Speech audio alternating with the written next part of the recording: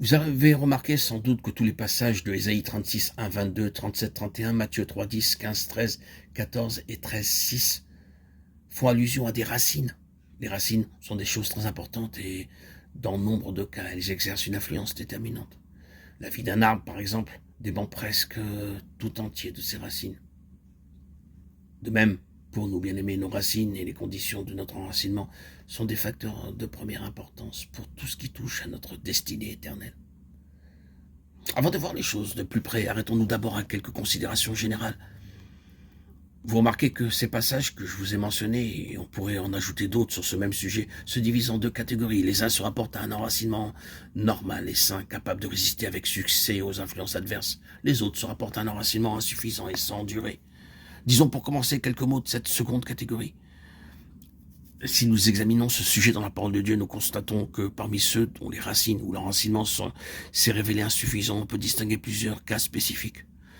Nous en avons mentionné une ou deux, par exemple Matthieu 3,10. Déjà la cognée est mise à la racine des arbres.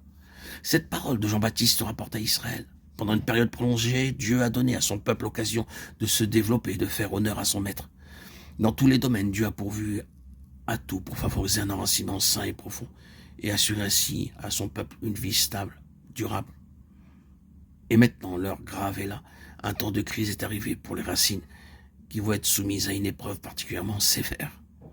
Le résultat de l'épreuve, nous le connaissons une fois de plus. Israël a dû être déraciné.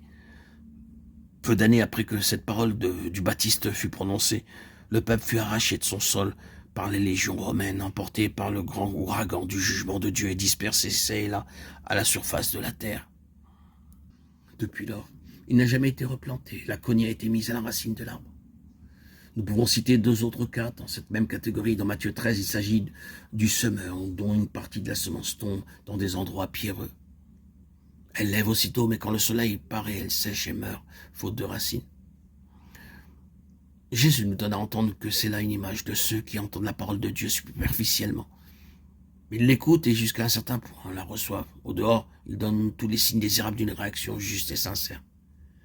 Mais un beau jour, on découvre que la racine n'y était pas. Ils ont une façon de recevoir, d'entrer dans le mouvement des choses, de participer au ministère de la parole, qui ne leur permet pas de subir les brûlantes ardeurs du soleil. Ce qu'ils ont reçu leur est resté extérieur. Ce n'est pas quelque chose qui s'est fait un passage jusqu'au tréfonds de leur être. Le troisième passage dans Matthieu 15 concerne les pharisiens.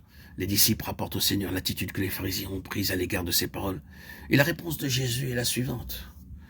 Toute plante que n'a pas planté mon Père céleste, sera déracinée. Laissez-les. Ce sont des aveugles, conducteurs d'aveugles.